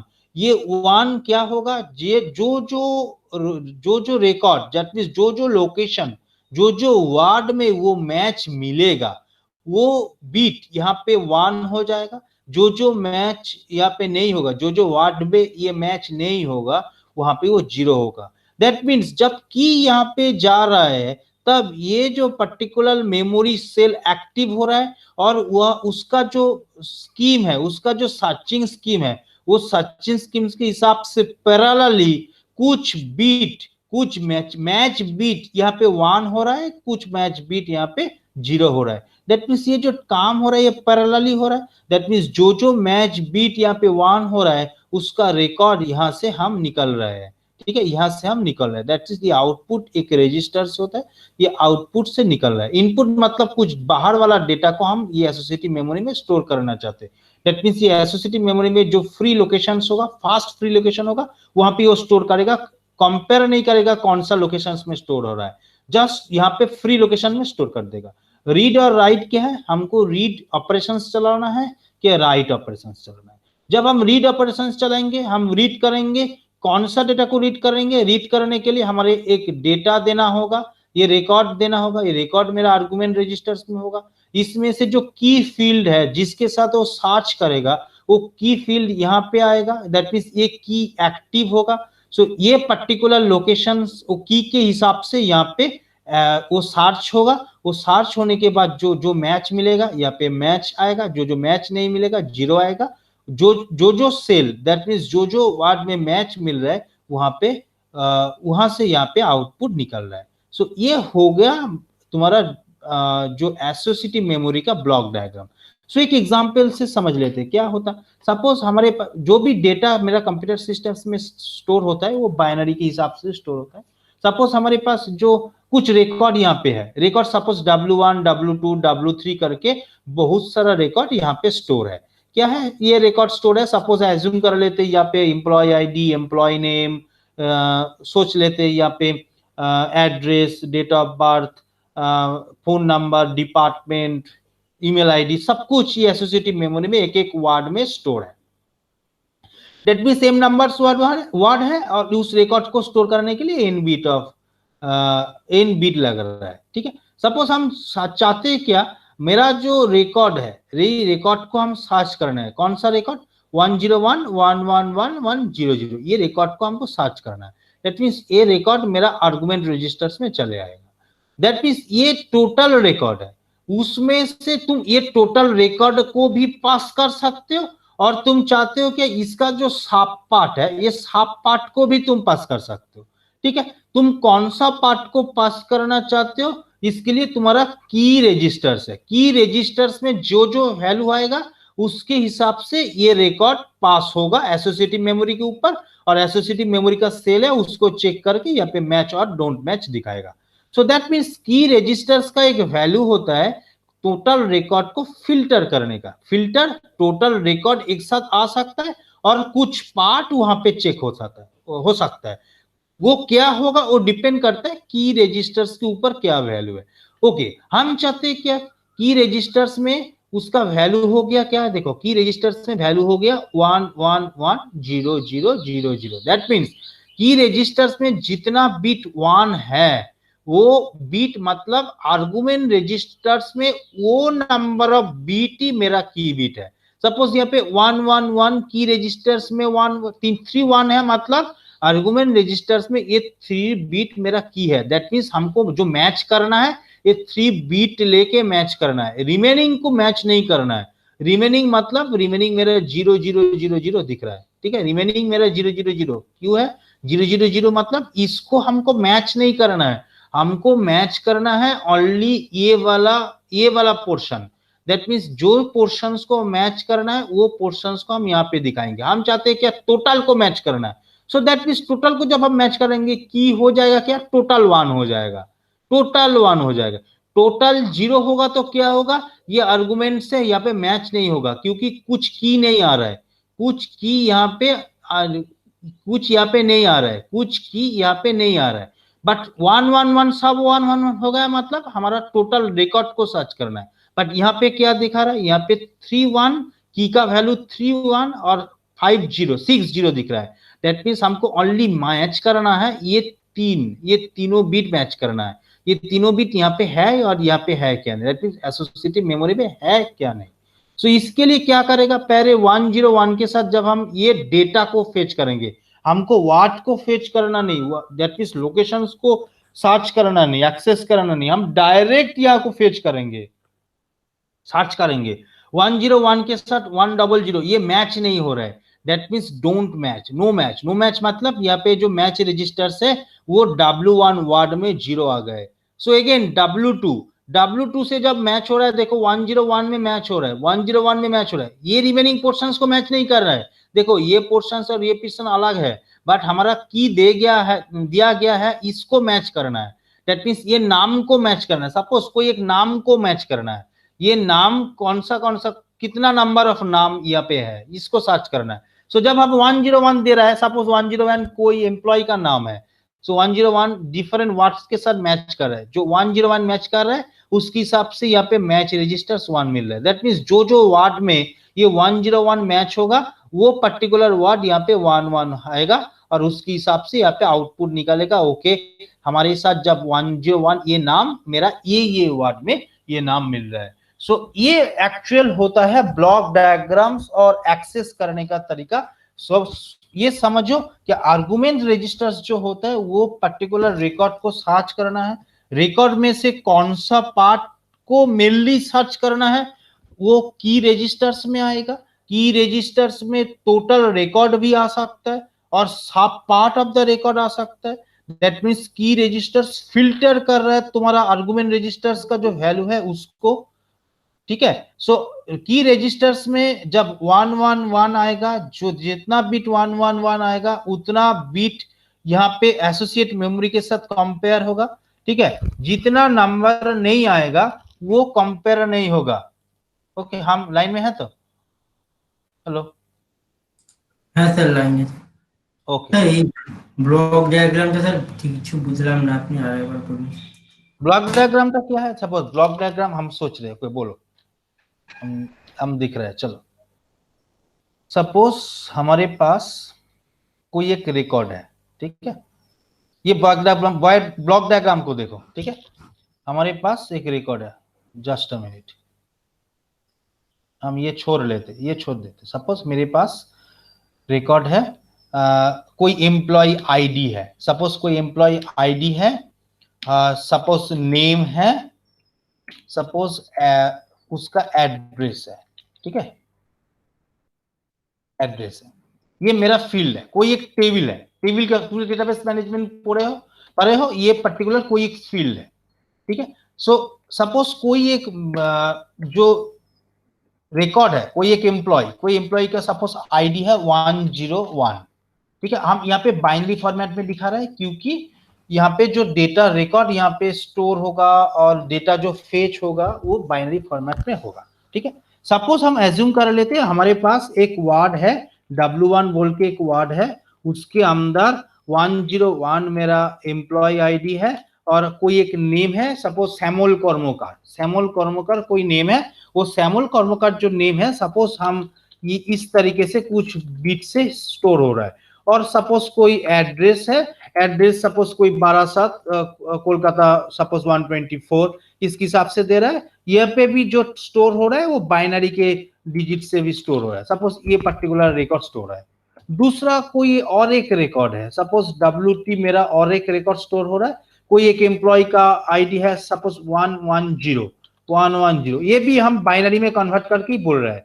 उसका कोई सपोज नाम है से मनीष इसका नाम है। सो मनीष का जो डेटा स्टोर है, सपोज मनीष का जो बाइनरी फॉर्मेट में हम डेटा दे रहे हैं वो डेटा हम इस तरीके से स्टोर हो रहा है, ठीक है।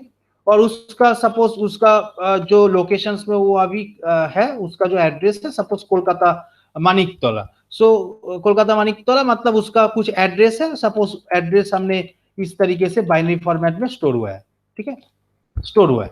सो अब सपोज हम कोई रिकॉर्ड को हम एक्सेस करना चाहते हैं, कौन सा रिकॉर्ड को एक्सेस करना चाहते हैं, सपोज कोई एक रिकॉर्ड है, रिकॉर्ड का वैल्यू आर्गुमेंट रजिस्टर्स में है, सपोज हम एक्सेस करना चाहते हैं हमारा जो सपोज हम एक्सेस करना चाहते हैं क्या 111, हम चाहते हैं क्या ये जो रिकॉर्ड है, जैसे मनीष के बारे में रिकॉर्ड एक्सेस करना चाहते हैं, मनीष दूसरा कोई मनीष है, सपोज हमने ये इस तरीके की कोई एक रिकॉर्ड लगाया,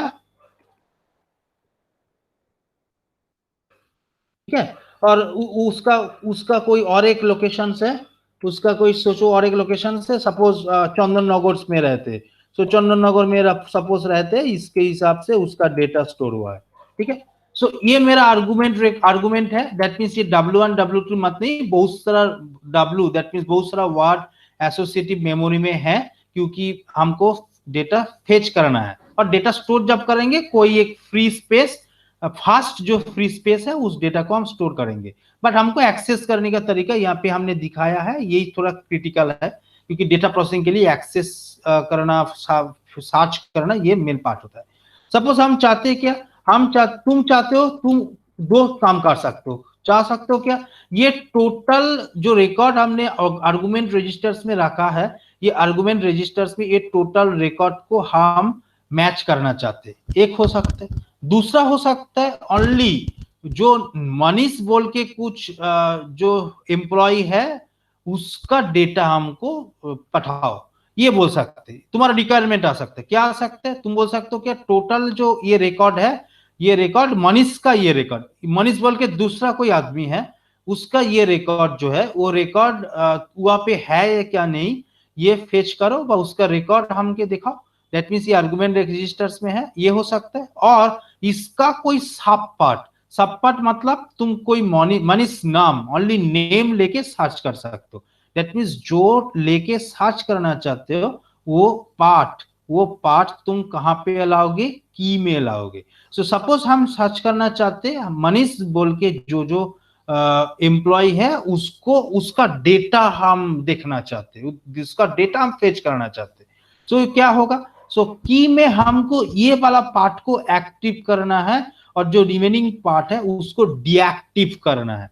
सो डीएक्टिव करने के लिए क्या लगाएंगे, के में ये वाला पार्ट डीएक्टिव है, बट ये वाला जो पार्ट है ये वाला पार्ट एक्टिव है, ये वाला पार्ट एक्टिव है, और दूसरा वाला ये जो थर्ड वाला पार्ट ये भी डीएक्टिव है।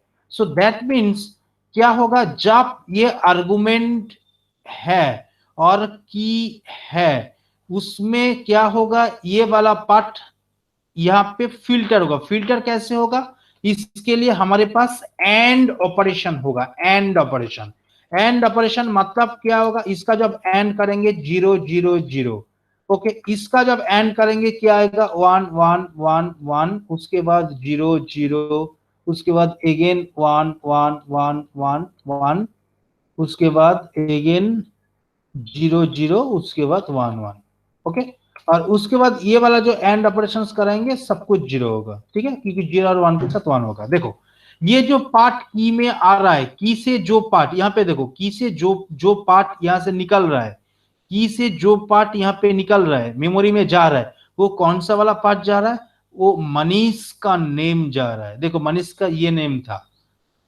ठीक है, मनीष का ये नेम था, ये नेम ही जा रहा है, क्योंकि ये मनीष के साथ बहुत सारा कुछ एसोसिएटिव था, उसको हम फिल्टर करके, की के साथ फिल्टर करके ये वाला पार्ट में ले आए, दैट मीन्स मेरा मेन की क्या हो गया, मनीष हो गया।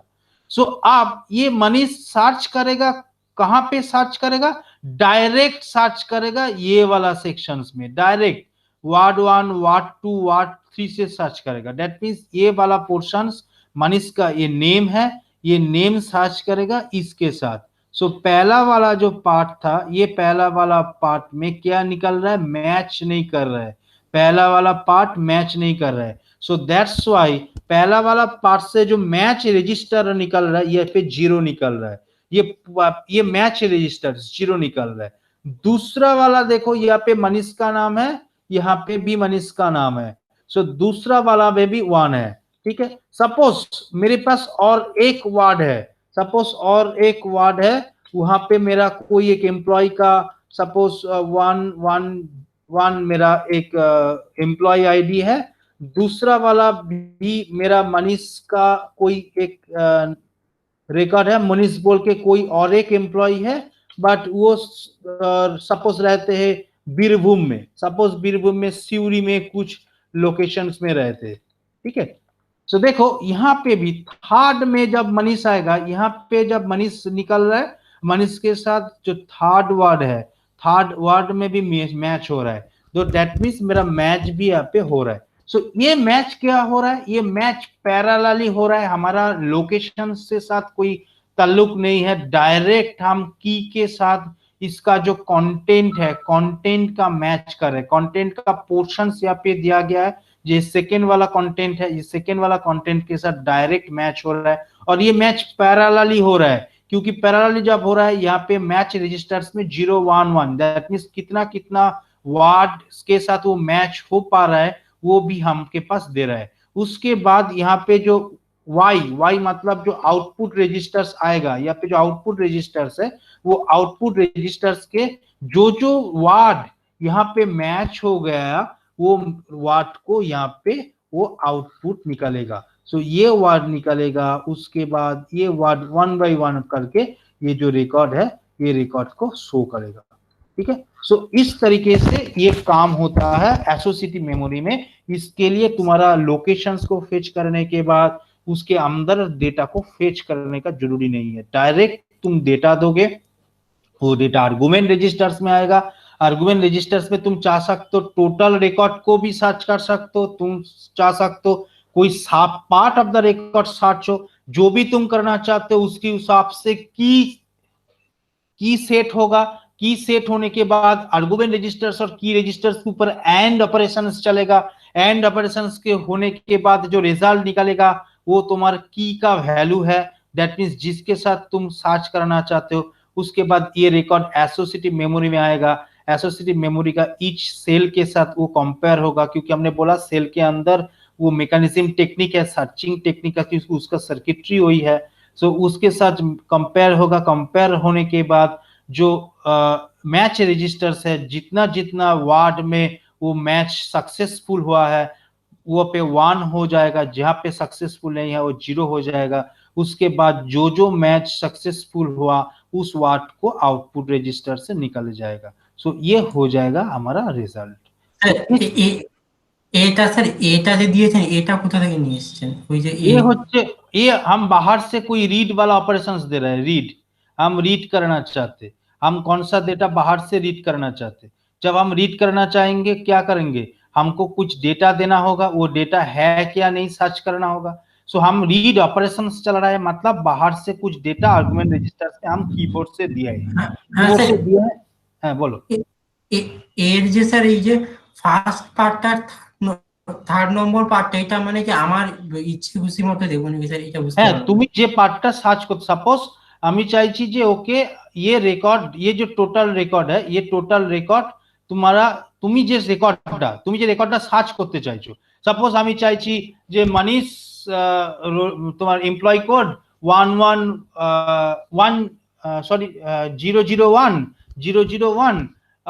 बांकुड़ा में है, तुम ये रिकॉर्ड सर्च करना चाहते हो, देखना चाहते हो ये रिकॉर्ड हमारे पास है क्या नहीं। तुम ये रिकॉर्ड सर्च करने के लिए तुम क्या करोगे, ये रिकॉर्ड तुम्हारा आर्गुमेंट रजिस्टर्स में दोगे। सो आर्गुमेंट रजिस्टर्स में देने के बाद तुमको मैनुअली क्या पार्ट सर्च करना है, तुम मनीष बोल के कुछ है क्या नहीं इसको सर्च करना चाहते हो। तुम ये भी चाह सकते हो क्या टोटल रिकॉर्ड को देखना चाहते हो, और ये भी चाह सकते हो क्या मनीष बोल के कोई है क्या नहीं। तुम मनीष बोल के है क्या नहीं ये देखने के लिए ओनली नेम वाला जो पार्ट है, सेकेंड वाला जो पार्ट है उसको की में दोगे तो ये वाला मेरा फिल्टर हो जाएगा। दैट मीन्स ये पोर्शन से देखो, ये वाला पोर्शन से ओनली ये वाला पोर्शन फिल्टर हो गया। तो ये फिल्टर मेरा एसोसिएटिव में जाने के बाद वो जो रिकॉर्ड में मनीष मिल रहा है, जो रिकॉर्ड में मनीष मिल रहा है वर्ड में, वो मनीष को मैच कर रहा है। বুঝতে ঠিক আছে। আমি ধরুন স্যার বীরভূমকে যদি ঠিক রাখতে চাইতাম তাহলে ওই পার্টটা 1 মানে एग्जैक्ट बीरभूम वाला पार्ट के जब चाहोगे तब ये वाला पार्ट 1 होगा और ये वाला पार्ट तुम 0 हो जाएगा, মানে ওটা আনচেঞ্জ থেকে যাবে, তারপর ওটা থেকে সার্চ করবে। ठीक है। सो ये होता है की फिल्टर। सो इसके हिसाब से यहाँ पे काम होता हमारा एसोसिएटिव मेमोरी में। क्या होता, इसके लिए तो हमारा टाइम कम लगता है, बट इसके हिसाब से हमारा जो सर्किटरी है वो सर्किटरी थोड़ा एडवांस हो गया। सो यहाँ पे जो hardware structures of associative memory हमने यहाँ पे दिखाया है, यहाँ पे देखो यहाँ पे जो हमने यहाँ पे आई बोल के दिखाया है वो एक्चुअली आर्गुमेंट रजिस्टर से सेल के हिसाब से हमने यहाँ पे दिखाया, वो यहाँ पे की बोल के हमने दिखाया, इसको एक्चुअली एम बोला हमने। यहाँ पे सेल रहता है, सेल, ये जो सेल हुआ, सेल सेल एक्चुअली मेरा ईच एंड एवरी सेल में एक एक बीट करके इंफॉर्मेशन रहेगा। हमारा नंबर ऑफ वर्ड यहाँ पे एम नंबर ऑफ वर्ड है और हमारा ईच वर्ड में एन नंबर ऑफ सेल है। That's why it's a 2 dimensional array के हिसाब से जैसे हम सोचते हैं वो 2 डायमेंशनल एरे के हिसाब से डेटा स्टोर होता।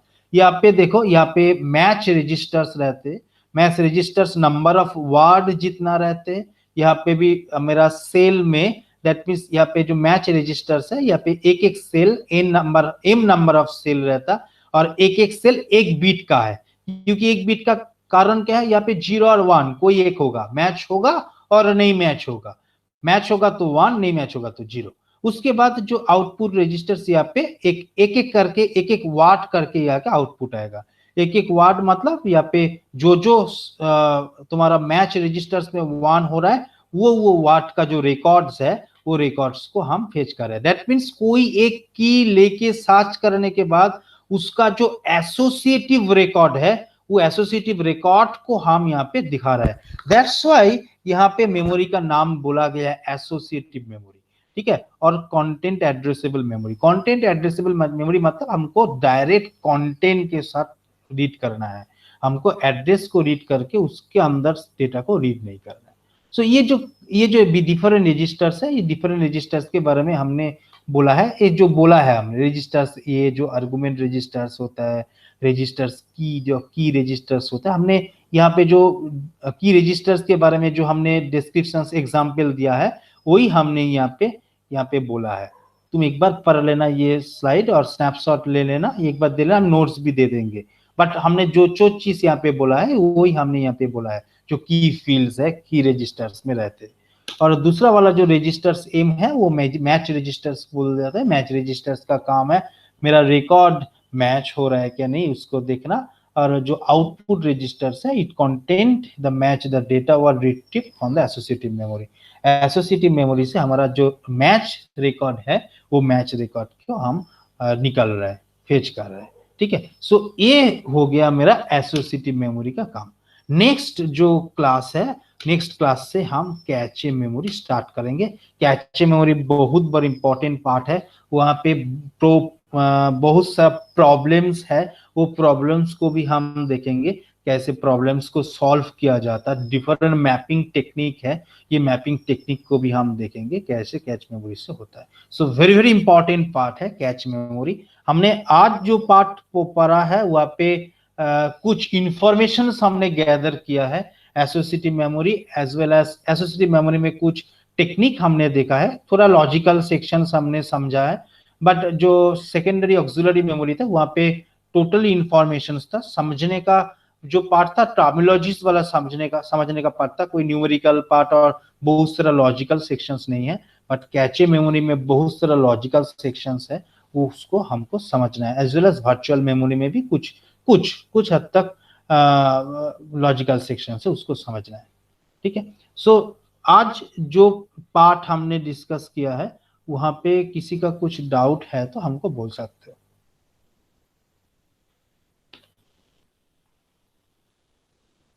ठीक है। सो कुछ डाउट किसी का है तो हमको बोल सकते हो। No sir. हाँ मनीष, नो सर, ओके। और किसी का? ওকে, ঠিক আছে। তাহলে আমাকে কেউ একজন কারা কারা প্রেজেন্ট আছে একটু বলে দাও, তাহলে আমরা সেটা লিখে নিই, তাহলে সেরকম ভাবে অ্যাটেন্ডেন্স হয়ে যাবে। তাহলে তোমরা কিন্তু প্রেজেন্টেশনের জন্য মানসী ভাই ঋতব্রত ওকে, তোমরা কিন্তু স্যার বলছি ওই অ্যাজিওরটা করতে হ্যাঁ হবে।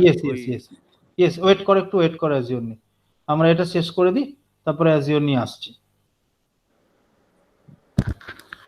ওকে, তাহলে আমাকে একটু অ্যাটেন্ডেন্সটা বলে দাও। রোহিত কি আছে? রোহিত কি আছে? হ্যালো, রোহিত কি আছে? ওকে, তাহলে একটু অ্যাটেন্ডেন্সটা আমাকে বলে দাও কারা কারা আছে।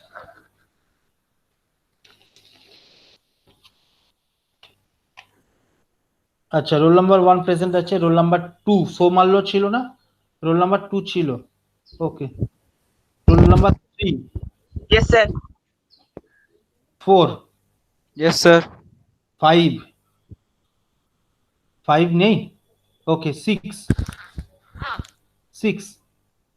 7, 6 আছে, Sir, 5 আছে স্যার।